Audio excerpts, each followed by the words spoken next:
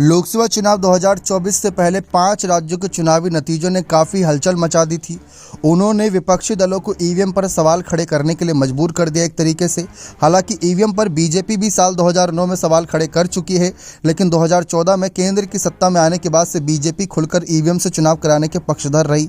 वहीं अब 2024 लोकसभा चुनाव नज़दीक आ रहा है, विपक्ष बैलेट पेपर चुनाव की मांग कर रहा है। विपक्ष का कहना है कि जिस मशीन में चिप है उसे हैक किया जा सकता है। साथ ही यह भी कहना है कि जब दुनिया के सबसे ताकतवर देश में बैलेट से चुनाव हो सकता है तो हमारे देश में क्यों नहीं। वहीं राजनीतिक विश्लेषकों ने लोकतंत्र का हवाला देते हुए कहा कि जब समूचा विपक्ष बैलेट से चुनाव की मांग कर रहा है तो केंद्र सरकार को एक बार विपक्ष की बात को यानी कि ईवीएम की जगह बैलेट से चुनाव करा देना चाहिए ताकि विपक्ष की आशंका दूर हो सके।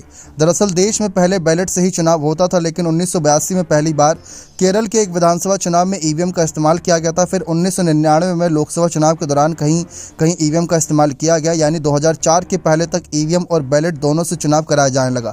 लेकिन 2004 लोकसभा चुनाव का ईवीएम से कराया था। अब पूरे देश में ईवीएम के जरिए लोकसभा और विधानसभा चुनाव कराए जा रहे हैं। 2004 से 2029 तक 4 लोकसभा चुनाव ईवीएम से हुए। इसमें 2 बार कांग्रेस और 2 बार बीजेपी जीती।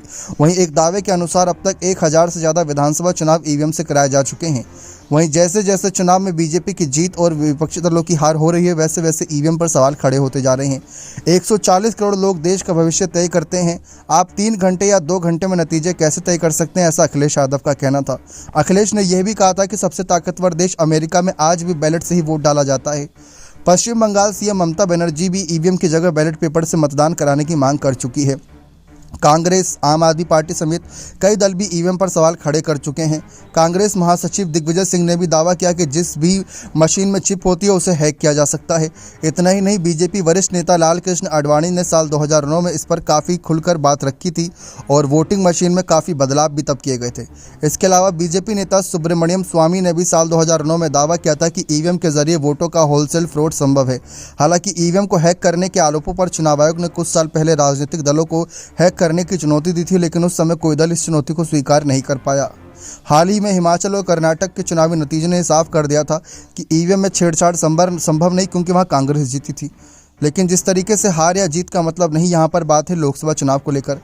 भारत समेत कई देशों में ईवीएम का इस्तेमाल किया जाता है, लेकिन भारत के अलावा कई देश ऐसे हैं जहाँ पर आज भी बैलेट पेपर से चुनाव होता है। लेकिन अब आपको बता दें कि यहाँ पर माहौल जो बनना है वह केंद्र सरकार के खिलाफ है। इसके पीछे की 2 वजह है। पहली वजह यह है कि लोकतांत्रिक देश है और लोकतांत्रिक देश में अगर पूरा विपक्ष मांग कर रहा है कि ईवीएम से चुनाव नहीं होना चाहिए, बैलेट पेपर से चुनाव होना चाहिए, तो केंद्र को लोकतंत्र के अंतर्गत आकर उनका फैसला सुनना चाहिए। दूसरा ये कि विपक्ष लगातार मोदी सरकार की जीत पर सवाल भी खड़े कर रहा है। एक जो शंका बनी हुई है उसको भी दूर किया जा सकता है। अब क्या मोदी सरकार बैलेट पेपर से चुनाव कराने का मादा रखती है? क्या वह ईवीएम हटवा कर बैलेट पेपर चुनाव कराने का फैसला लेगी? ये देखना दिलचस्प रहेगा।